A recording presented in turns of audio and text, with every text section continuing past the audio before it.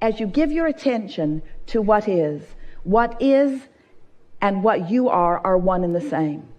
So that's what the allowing part of this process is all about. It's about letting go of what is long enough to allow what is. So many of you, because you are so conditioned, you are looking at the now condition, which is whatever you have already allowed yourself to realize, and you are holding this in the same place because this is what has your vibration going. You just heard that, didn't you? You're letting the condition train your vibration, which prevents you from the what you really want. You just keep getting more of the what is. Isn't that interesting? And so much of what is you want to keep perpetuating. But you are not the regurgitators of what is. You are the creators of what is more. So the vortex holds the more. You've got to find a way to keep up with the more. But you can't do that by staying fixated on what is. We're just going to keep saying that until you're all really feeling it. What is has a vibrational frequency, and as you observe it, you take it on yourself, because law of attraction says that which is likened to itself is drawn. So as you give your attention to it and you practice the vibration of it, then that's who you are, and you can't get beyond that. And yet you have already gotten beyond that vibrationally. So how can we find words? How can you find a way to not cling so much vibrationally to what is, and allow all of the things that you've created to flow into your experience in the natural way that they are supposed to? And the answer to the question is, the less conditional you are, the more willing you are to not spend so much time fixating on conditions needing to be a certain way. You've already decided what you want, and continuing to decide holds you away from the realization of what you've already decided. Can't say it any more clearly than that. Yes, we can. Here's another way of saying it. That's like saying letting go of what you've already realized to allow beyond what you've already realized. We're starting to get there, aren't we? That what is great as far as it's come, but it's not enough because there's always more. And in the detachment from what is, there is an allowance of the more to come. Beginning to follow this, aren't you? And that's where the conversation that we keep wanting to bring this to about the unconditional realization. Can you feel that there is less conditional awareness in an emotion than there is in an object? There's less condition in how you feel at work than there is what you're doing at work. Can you feel that it is possible, even probable, even easy, to feel apart from a specific condition? Is it logical that the vortex, since it hasn't manifested, can't be perceived in the seeing, hearing, smelling, tasting, touching, but it could be felt in terms of emotion? Is it logical that if you can find an emotion that is not attached to conditions, that you could find the heart of something in the vortex, and that as you maintain that frequency, that then it will be realized by you? That's how you turn thoughts to things. Most of you are trying to turn things to things. So you're looking at that and asking for more of that. Looking at that thing. And you get more things, but they're all just like those things.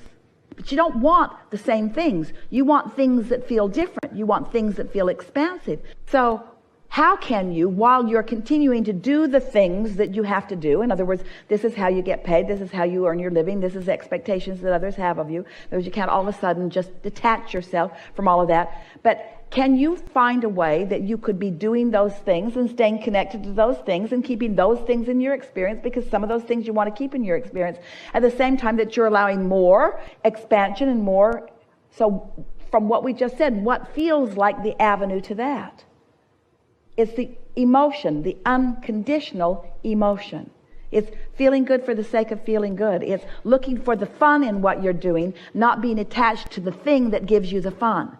feeling the fun of it, until more things that feel like that fun come into your experience. It's like feeling the satisfaction of what you're doing, detached from the details or the conditions of what you're doing that's producing the fun.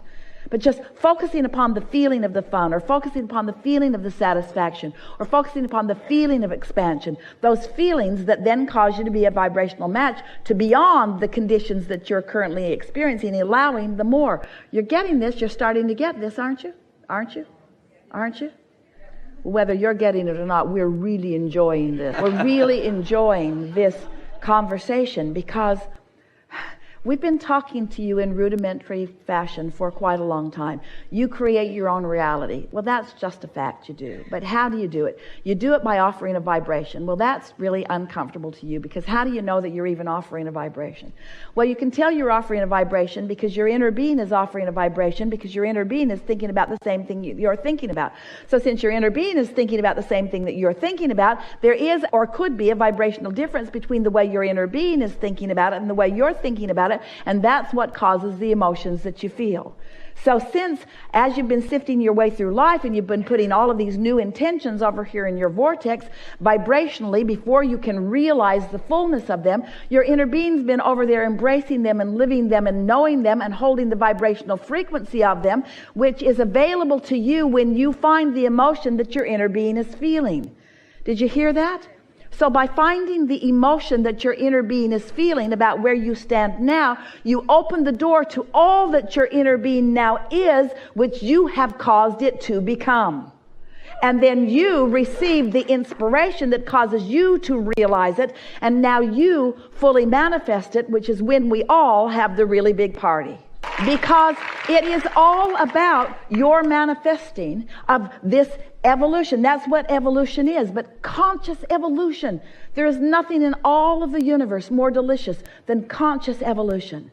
To have sifted and sorted and not really be aware of it, but to have become and become and become, to have created that vibrational gap between who you're allowing yourself to be and who you really are, and then to close that gap. It just does not get any more delicious than that.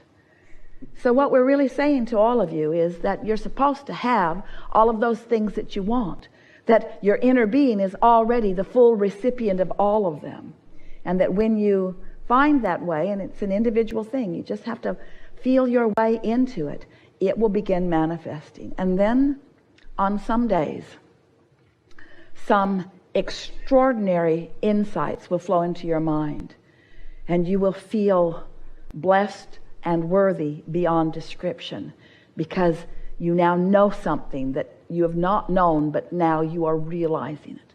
Or some emotion will sweep over you that will be more extraordinary than any emotion that has ever swept over you, and you'll be standing as the receiver of that, feeling blessed and worthy and right place, right time. Or something that you sort of kind of wanted will manifest in your experience.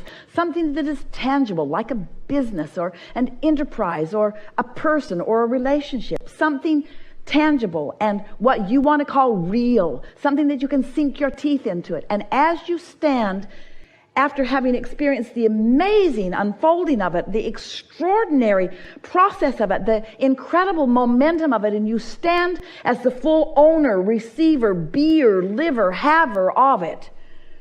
And then as you look at it, and it keeps saying, oh, and I am this that you wanted too. And oh, by the way, I am also this that you've been asking for. And I'm also this. Oh, and I'm this, and I'm this, and I'm also this. And you begin to realize that it is the translation of it back into the realness, into the tangibleness of it, into the see it and hear it and smell it and taste it and touch it. That's what it's all about. Don't let anybody convince you that you are to be spiritual and not material, because there is nothing more spiritual than the material of this manifestation. Don't let anybody ever convince you that you're not supposed to have everything that you want, because the having of those things that you want is the realization of what you've put there.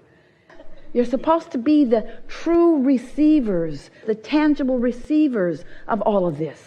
If this time-space reality has the wherewithal to cause you to want it, It has the wherewithal to give it to you in its full form.